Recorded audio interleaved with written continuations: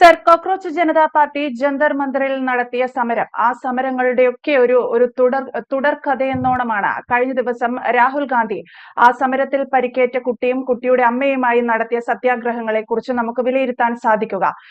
ഏറ്റവും ചുരുങ്ങിയ ഒരു ചോദ്യം എന്ന് പറയുന്നത്, പ്രദീപ് സാർ, ഇതിന്റെയൊക്കെ രാഷ്ട്രീയ പ്രത്യാഘാതം എന്താകാനാണ് സാധ്യത?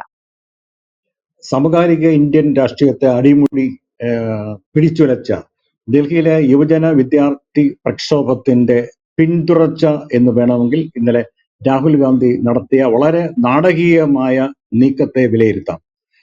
പാർലമെന്റ് മാർച്ചിൽ ജൂലൈ 20-ാം തീയതി പരിക്കേൽക്കുക എന്ന് പറഞ്ഞാൽ വളരെ ഗുരുതരമായി പരിക്കേറ്റു. കണ്ണിന് കാഴ്ചശക്തി നഷ്ടപ്പെട്ടു. രാഹുൽ ഗാന്ധിയും അദ്ദേഹവും ആരോപിക്കുന്നത് പോലീസിന്റെ പെല്ലറ്റ് പ്രയോഗം, 200ഓളം പെല്ലറ്റുകൾ പ്രയോഗിക്കപ്പെട്ടു. അതിൽ 3 പെല്ലറ്റുകൾ കണ്ണിലാണ് തറച്ചത്. അങ്ങനെ ഒരു കണ്ണിന്റെ കാഴ്ചശക്തി നഷ്ടപ്പെട്ടു എന്ന ഗുരുതരമായ ആരോപണം ഉന്നയിക്കുന്നുണ്ട്. അതിന് തെളിവുകളുണ്ട്. ആ വിദ്യാർത്ഥിയും അമ്മയും രണ്ടുപേരെയും കൂട്ടിയാണ് പാർലമെന്റ് സ്ട്രീറ്റ് പോലീസ് സ്റ്റേഷനിൽ രാഹുൽ ഗാന്ധി ഒരു മുന്നറിയിപ്പും ഇല്ലാതെ എത്തുകയും ഇവര് 2 പ്രാവശ്യം ഈ വിദ്യാർത്ഥി പോലീസ് സ്റ്റേഷനിൽ പോയി. 2 പ്രാവശ്യവും പല പല ന്യായങ്ങൾ പറഞ്ഞ് പോലീസ് FIR പോലും രജിസ്റ്റർ ചെയ്യാതെ ഈ വിദ്യാർത്ഥിയെ തിരികെ അയക്കുകയാണ് ഉണ്ടായത്. അപ്പൊ ഇതിൽ FIR രജിസ്റ്റർ ചെയ്യാതെ താൻ പോവില്ല എന്ന് നിലപാട് അദ്ദേഹം എടുക്കുകയും ഒരു പോലീസ് ഉദ്യോഗസ്ഥന്മാർ തള്ളി അതിനുശേഷം ഉന്നത ഉദ്യോഗസ്ഥനും ഈ ആവശ്യം തള്ളി അദ്ദേഹം പോലീസ് സ്റ്റേഷനിൽ നിലയുറപ്പിച്ചു.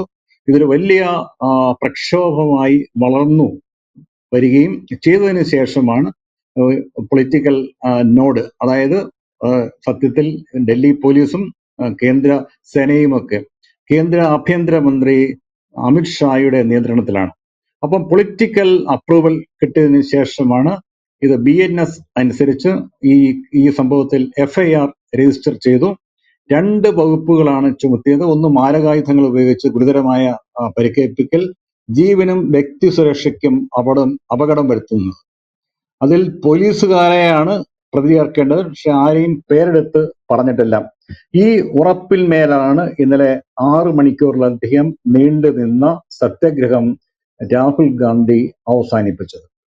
നമ്മൾ അടുത്ത കാലത്തൊക്കെ നമുക്ക് പരിചിതമായ വാക്കാണ് ഫ്ലാഷ് മോബ്. ഇതൊരു പൊളിറ്റിക്കൽ ഫ്ലാഷ് മോബ് എന്ന് വേണമെങ്കിൽ ഇതിനെ വിശേഷിപ്പിക്കാം എന്ന് തോന്നുന്നു. ഏതെങ്കിലും ഒരു പുതിയ ആൾക്കാർ കൂടുന്ന ഒരു സ്ഥലത്ത് പെട്ടെന്ന് കുറെ പേര്, പ്രത്യേകിച്ച് ചെറുപ്പക്കാരെത്തുകയും നൃത്തം ചെയ്യുകയും ഒരു സന്ദേശം പ്രചരിപ്പിക്കുകയൊക്കെ ചെയ്യുന്ന നമുക്ക് പരിചിതമായ ഒരു രൂപമാണ് ഫ്ലാഷ് മോബ്.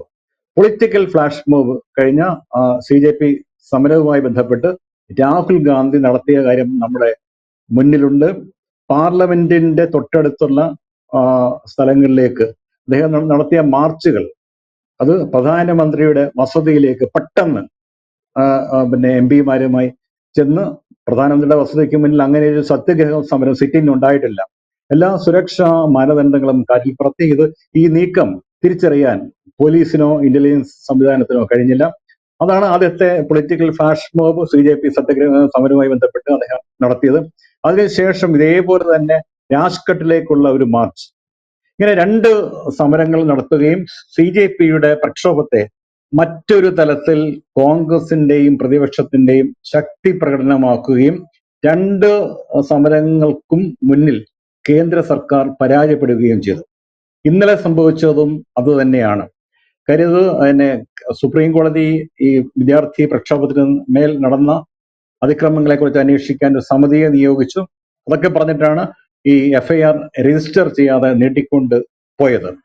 അതിനെ ഒരു ദേശീയ സമരമാക്കി മാറ്റാൻ രാഹുൽ ഗാന്ധിക്ക് എന്തുകൊണ്ട് കഴിഞ്ഞു എന്നുള്ളതാണ് ചോദ്യം. 2-3 കാരണങ്ങളുണ്ട്. CJP സമരത്തിന് മുന്നിൽ കേന്ദ്രം പൂർണ്ണമായും പരാജയപ്പെട്ടു. അതിനുശേഷം BJPയെ അല്ലെങ്കിൽ നരേന്ദ്രമോദിക്ക് നിർദ്ദേശങ്ങൾ നൽകുന്ന, നിയന്ത്രിക്കുന്നതെന്ന് നമുക്ക് വേണമെങ്കിൽ പറയാവുന്ന RSSന്റെ നിലപാട് വളരെ നിർണായകമായിരുന്നു. വിദ്യാർത്ഥികളുമായി ഒരു കോൺഫ്രണ്ടേഷൻ തുടരേണ്ടതില്ല എന്നായിരുന്നു RSSന്റെ നേതൃത്വം നൽകിയിട്ടുള്ള തീരുമാനം, നൽകിയിട്ടുള്ള നിർദ്ദേശം. അതിന്റെ തുടർച്ചയായി വിദ്യാർത്ഥികളുമായി സംവേദിച്ചു, പ്രക്ഷോഭകരുമായിട്ടുള്ള യുവജനങ്ങളുമായി സംവേദിക്കുകയും ഇന്നും ചില മാധ്യമങ്ങൾ റിപ്പോർട്ട് ചെയ്തത് RSS പറയുന്നത് വിദ്യാർത്ഥികളുമായി ചർച്ചകൾ നടത്തണം എന്നാണ്. അപ്പൊ ഒരു അനുനയത്തിന്റെ പാതയാണ് RSS ഈ മോഡി ഗവൺമെന്റിന് മുന്നിൽ വെച്ചിരിക്കുന്ന നിർദ്ദേശം. പക്ഷേ ഇത് ഇവിടം കൊണ്ടൊന്നും അവസാനിക്കാൻ പോകുന്നില്ല.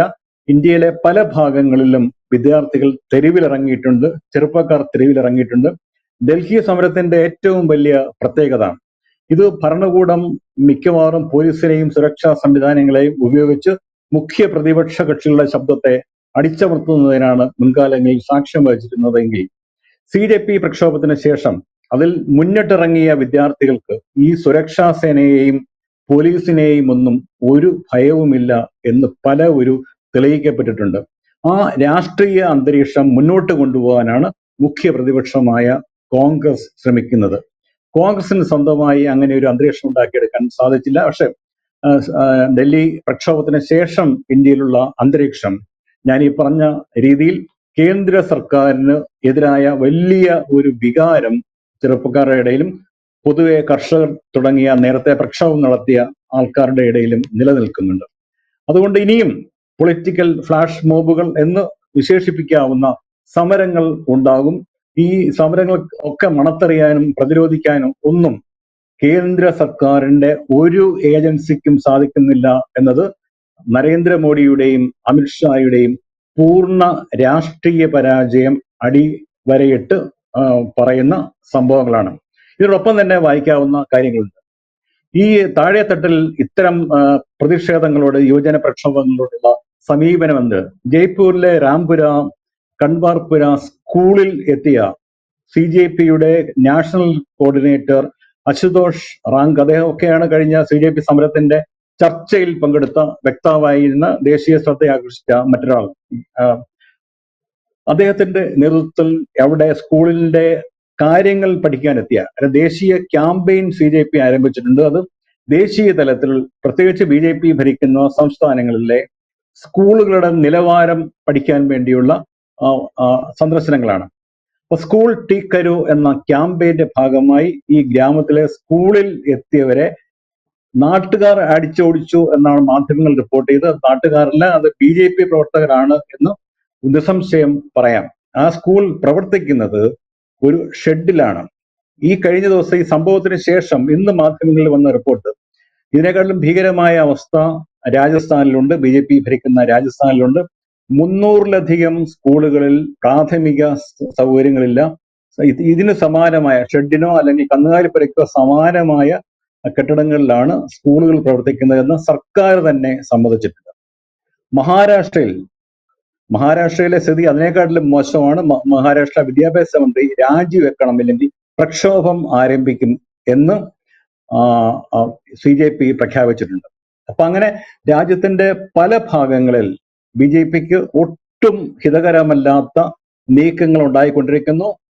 ഒന്ന് ഈ യുവജന വിദ്യാർത്ഥി പ്രക്ഷോഭം നയിച്ച CJPയുടെ നേതൃത്വത്തിൽ നയിച്ച CJP അവരുടെ ലീഡർഷിപ്പിൽ, രണ്ടാമത് കോൺഗ്രസിന്റെയും NDA സഖ്യകക്ഷികളുടെയും, പിന്നെ പല ഗ്രൂപ്പുകൾ. നമ്മൾ കഴിഞ്ഞ ദിവസങ്ങളൊക്കെ വാർത്ത വന്നിട്ടുണ്ട്. സ്കൂൾ വിദ്യാർത്ഥികൾ, ഒരു CJPയുടെയോ കോൺഗ്രസിന്റെയോ ഇന്ത്യ മുന്നണിയുടെയോ വേറെ ഒരു രാഷ്ട്രീയ പാർട്ടിയുടെയോ ഒന്നും പിൻബലമില്ലാത്ത സ്കൂൾ വിദ്യാർത്ഥികൾ പോലും UPയിലും മധ്യപ്രദേശിലും ഒക്കെ തങ്ങളുടെ ആവശ്യങ്ങൾ ഉന്നയിച്ച് തെരുവിൽ ഇറങ്ങിയിട്ടുണ്ട്. ഇത് മുഴുവൻ CJP പ്രക്ഷോഭം ഉണ്ടാക്കിയിട്ടുള്ള ഒരു രാഷ്ട്രീയ അന്തരീക്ഷത്തിന്റെ പ്രതിഫലനമാണ്. വരുംകാല ഇന്ത്യൻ രാഷ്ട്രീയത്തെ മാറ്റുന്ന സംഭവ വികാസങ്ങളായിട്ടാണ് ഞാൻ ഇതിനെ കണക്കാക്കുന്നത്. യെസ്, എന്തായാലും സാർ സൂചിപ്പിച്ചതുപോലെ ഒരു രാഷ്ട്രീയ ഫ്ലാഷ് മോബ് എന്ന് പറയുന്ന ഒരു പ്രതിഭാസത്തിന് കൂടി രാജ്യം സാക്ഷ്യം വഹിക്കുകയാണ്. ഏറ്റവും പ്രധാനപ്പെട്ട കാര്യം, പ്രതിപക്ഷത്തിന്റെ ആയാലും CJPയുടെ ആയാലും മറ്റ് രാഷ്ട്രീയ പാർട്ടികളുടെ അല്ലെങ്കിൽ പ്രതിഷേധക്കാരുടെ ഒക്കെ ഇത്തരം നീക്കങ്ങൾ തിരിച്ചറിയാൻ കേന്ദ്ര ഏജൻസികൾക്ക് സാധിക്കുന്നില്ല, കേന്ദ്ര സർക്കാരിന് സാധിക്കുന്നില്ല. പ്രധാനമന്ത്രിയുടെയും ആഭ്യന്തരമന്ത്രിയുടെയും ഏറ്റവും വലിയൊരു വീഴ്ചയായി തന്നെ നമുക്കതിനെ കാണാനും സാധിക്കും. എന്തായാലും CJPയുടെ ചുവട് പിടിച്ച് കോൺഗ്രസും പ്രതിഷേധ പരിപാടികൾ അല്ലെങ്കിൽ രാഷ്ട്രീയ പ്രതിഷേധ നീക്കങ്ങളൊക്കെ കൂടുതൽ ശക്തിപ്പെടുത്തുകയാണ്, ചുവട് മാറ്റുകയാണ് എന്ന് തന്നെ വേണമെങ്കിൽ കരുതാം. വ്യക്തമാണ്. Thank you Pradeep sir.